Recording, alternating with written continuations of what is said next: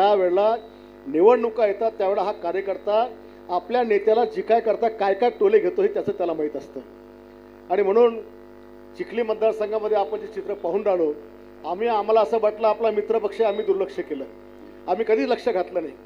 आता बाकी गोष्टी तर मी ज्यावेळेला तुमच्या मतदारसंघात भाषण होईल तेव्हा आता सगळ्यांना कळलंच मी काय बोलणार आहे. आज तो विषय मी काही बोलत नाही, कारण आपल्या भूमिकेकडे सगळ्यांचं लक्ष लागून त्या ठिकाणी राहिलेलं आहे. आणि छळ किती करायचा कार्यकर्त्यांचा. आता हा राहुल इतका छळ, म्हणजे आपलं मनोज, म्हणजे मी त्या मतदारसंघात पाहिलं की इतका भयानक त्रास कार्यकर्त्यांना आहे. पण आता जेव्हापासून माझ्याकडे प्रकरण आलं, आता कोणाची माय जनली मी पाहतो तुम्हाला त्रास देणार आहे. अरे आम्ही तर आखाड्यातले, मैदानातले, तुम्ही तर घरातले, आणि मग इकडं नातं. आता मी आज काय नाही बोलत, तुम्हाला भाषणात बोलेन. पण काळजी करू नका, शिवसेना आपल्याला चिखली तालुक्यात ताकदीने वाढवायची आहे. पुढची लोकसभा कोण लढणार तिथं आपला सगळ्यांना माहिती आहे की आज तरी शिवसेनेचा खासदार त्या ठिकाणी आहे. पुढच्या विधानसभेचं काय होईल तेही चिंता तुम्ही आज करू नका. तुम्ही फक्त ताकद वाढवत चला.